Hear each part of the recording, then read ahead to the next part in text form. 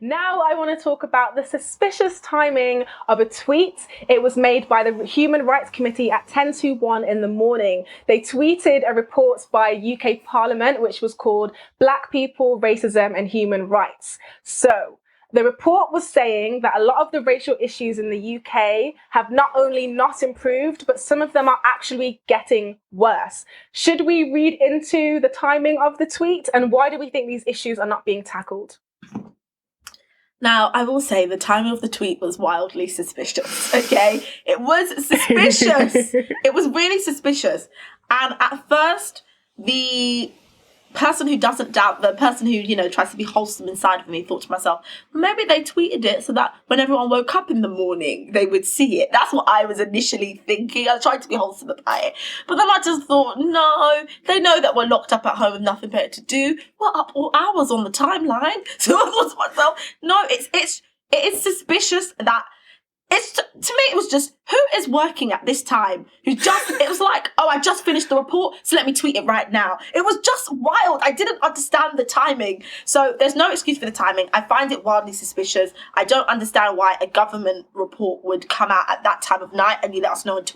All of it just feels very suspicious. I wouldn't say that I'm shocked by the findings of the report, because I feel like this is everything that we already knew. I just think that the report wasn't wildly useful, in my opinion, because they were telling us everything that we knew, and then they would kind of say, yeah, this is a problem, it kind of needs to end, but we don't really have any plans to end it right now. I was literally reading when they're saying, oh yeah, black and brown women are 4 times more likely to have issues giving childbirth. At the moment, we don't really have a target to end it, but then the literal next sentence said, this needs to be rectified, and then they moved on to something else, and I thought to myself, wow, that they're really just summing up our whole experience in a couple of sentences, saying, yeah, it's a problem, but it needs to be rectified. So the whole thing has felt awfully suspicious to me. I haven't really been fond of the report. I'm still combing through it because it was a lengthy 43. But what I've read so far, I'm not wildly impressed. This whole thing annoyed me so much. You're telling me no one there knows that 12:58am isn't a great time to post on social media? Like, why aren't we doing the coronavirus updates in the middle of the night if that's peak period to hit people? Like, come on. And that's true. The main thing about the report, it was saying that no one listens to the reports. So why are you giving me another report when you have all the information, all the other reports, and we're just regurgitating it every time? It was just all a giant waste of time. I agree. I kind of like the shadiness of the report, because they did not shy away from the fact that they were kind of saying within the report, how many more reports will this actually take? And a lot of the things in there said, you guys are taking action that doesn't lead to any long-lasting change. It's kind of like you're making us do this to silence us, because we've had the stats, we've had the statistics for a while now. We don't need any more numbers. Like Anissa said, it wasn't really any new information. It was just more of the same information that makes us remember, okay, yeah, there's a problem here and it's not getting better. So why are we bringing up the problem without bringing up any solutions attached to it? You know, there's people that make a list and then go to bed and then wake up and they make another list and they go to bed and they're like, oh, I'm working really hard. Well, you're not actually accomplishing anything. We're just making this same list over and over again.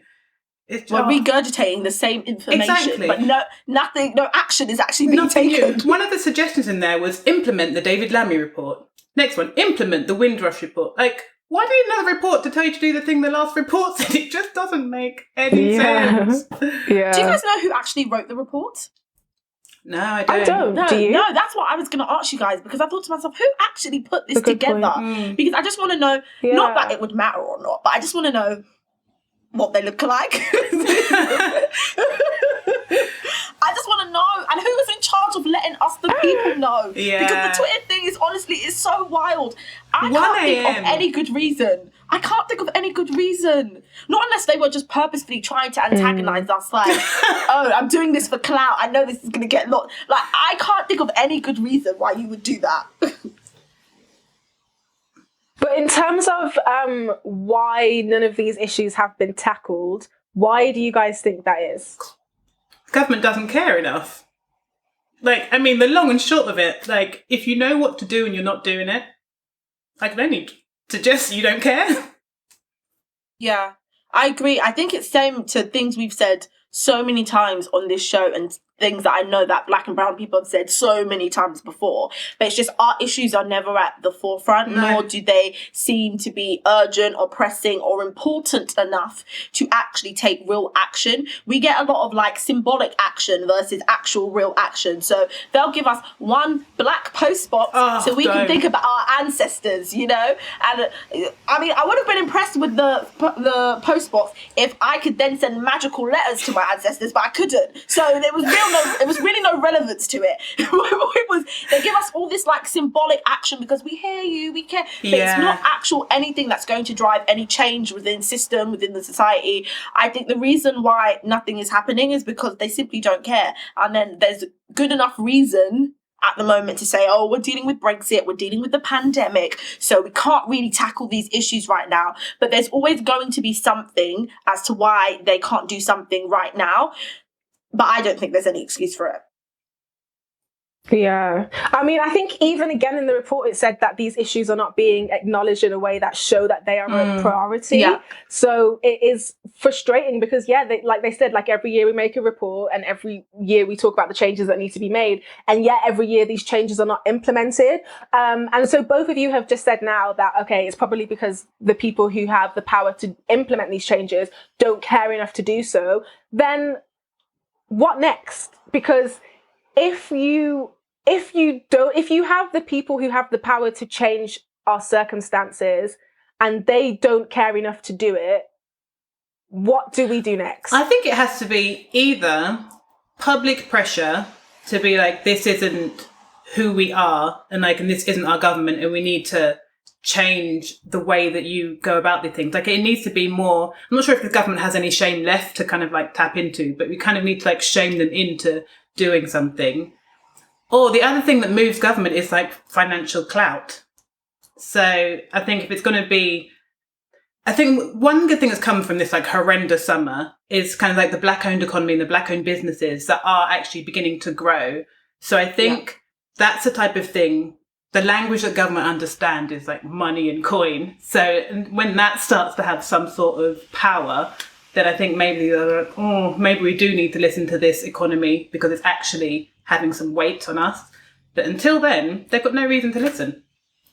Yeah, I think that, and I don't know if this would help, but I know we've also spoken on this show about the importance of allyship, because if people at the top don't really care, then maybe us at the ground level can start to do things. And I think it's like, not that, I don't know if any of it's going to make a difference, but I'm just thinking to myself, like, especially for all of us, well, most of us know people that are in the healthcare profession, and it's about even whether they're white or black, just having those conversations to say, do you know actually that black and brown women are 4 times more likely to have complications or die from child? But like opening those conversations with them to start to think about what they can do directly within their profession to actually impact it.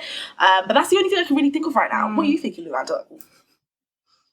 I'm thinking I'm worried. I'll be completely honest, but here's the thing, because ECKOES just brought up the summer, and I think that's actually quite relevant to, you know, how we're living now and how we're looking at reports now, because, you know, you just said something about shaming them into doing something. And for me, like, to get the government's attention, you have to make a lot of noise. And there was not, you know, you can't compare the level of noise that happened this past summer, because we've never seen something like what we saw, you know, May, June, July. We've never seen anything like that. And I think, you know what, okay, so there's this Malcolm X quote, and I think that you guys have probably heard it already because it's pretty well known, but when he was talking about progression, and he said, you know, if you stick a knife in my back 12 inches and then pull it out 6 inches, that's not progression. If you pull it all the way out, that's not progression. The progression happens when you start to stitch up the wound. And right now, people aren't even acknowledging the fact that the knife is there. And so what happened just summer gone, I can't speak for all black people, but for me personally, that felt like the first time that the knife was acknowledged on a global scale. I've never seen anything like it in my life. And so now that the knife has been acknowledged, now what we need to do is pull it all the way out and start stitching up the wound. And that's why I asked you, what next? Because the people that have the power to do that are quite comfortable with the way things are. This is my theory. I think that they're quite comfortable with the way that things are because it doesn't necessarily negatively affect them. If you have a problem that isn't your, well, I wouldn't say isn't your problem, but from their perspective, isn't their problem because it doesn't affect them negatively, why would you go out of your way to solve it? It's the same thing that we saw with, everyone was talking about Marcus Rashford. I think I said his name right. With the school meals and Boris Johnson and all of those things, because these are things that affect our lives. Like, we know what it's like to have to think about making £10 stretch you for the whole week at school. We know what it's like to have free school meals. People who are making these programs don't know what it's like, so it's not a top priority because you don't know what it feels like to be hungry at school when all your friends are buying things, and you don't know what it feels like to be working so hard in a field and then have this concrete ceiling smack you in your face if you're a person of color, and especially if you're a person of color who also happens to be a woman. You don't get it because you've never had these doors closed to you. So these changes are not a top priority because they don't affect you like that. So that makes me just feel like, where do we go from here, you know?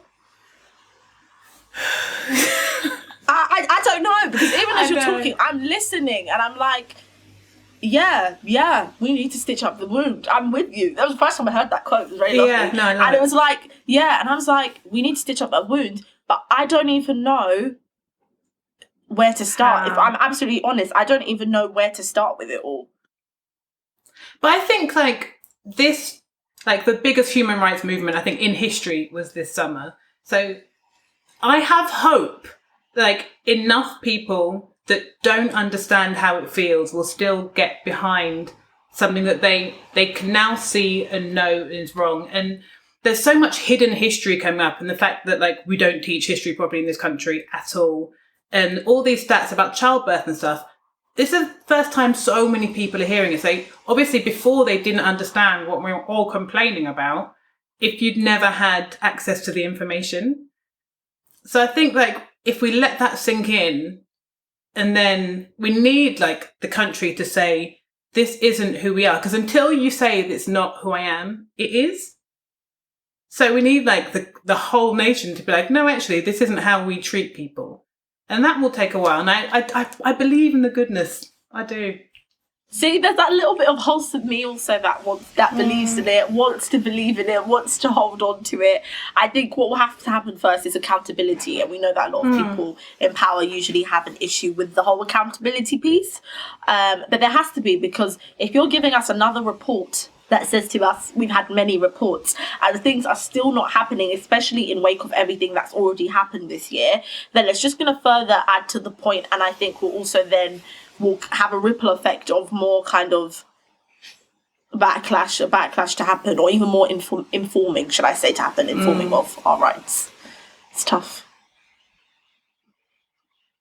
But I think it's tough. These reports, and I think the government kind of just aggravate the black community rather than actually do anything.